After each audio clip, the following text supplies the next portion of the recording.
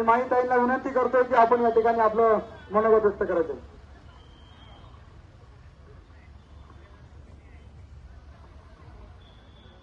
एक होता माणूस त्याचं नाव अदानी. एक होता माणूस त्याचं नाव अदानी. सगळे इथे जमले त्याची मिटवायला निशाणी. प्रदूषण मंडळाने नाही केली आमच्याशी चर्चा. प्रदूषण मंडळाने नाही केली आमच्याशी चर्चा म्हणून आम्ही जुन्नरवरनं थेट घेऊन आलो मोर्चा. आज आपण इथे सगळं बसलो. पक्षाचे जोडे बाजूला ठेवले, जातीपातीचं राजकारण बाजूला ठेवलं, पण आज आपण एक म्हणून आपला सह्याद्री वाचवण्यासाठी इथे सगळे उपस्थित आहोत. जुन्नर तालुक्याच्या प्रत्येक कानाकोपऱ्यातून आपला सहभाग इथे सगळ्यांनी नोंदवलेला आहे. आजनावळे असेल, गाडगर असेल, सोनवळे असेल, देवळे असेल, माझ्या माता भगिनी सुद्धा इथे उपस्थित आहेत. आपलं घर वाचवायला उभं आहे तिथे.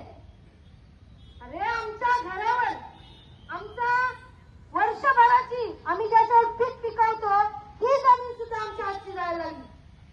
त्याच्यासाठी आज आम्ही इथे आलेलो आहोत.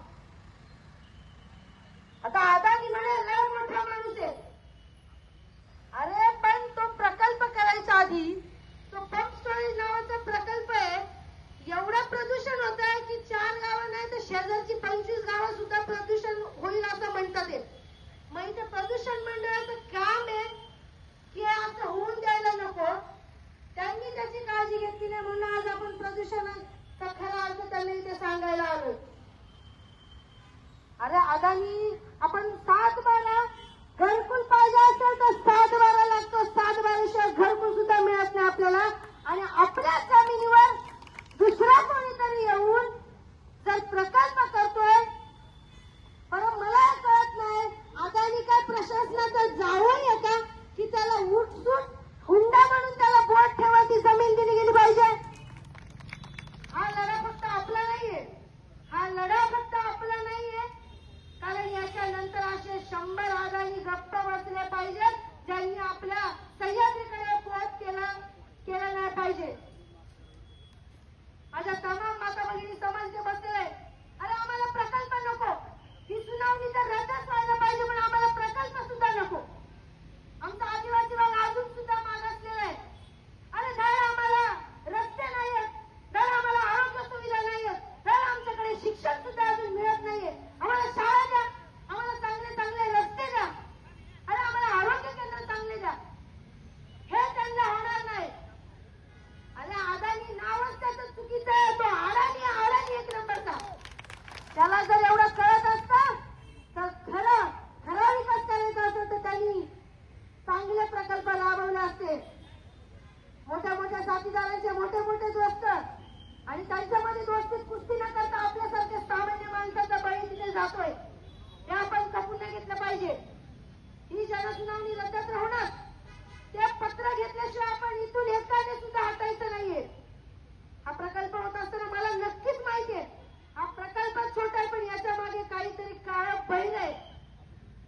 दाल में काला नाही पुरी दाल ही काली आहे. आणि असंच काहीतरी त्यांना आपल्या भागाचं वाटोळ करायचंय. माझा जुन्नर तालुका संपूर्ण महाराष्ट्रामध्ये एक पर्यटन तालुका म्हणून ओळखला जातो. अरे आमची सुद्धा ओळख त्याच्यानेच आहे.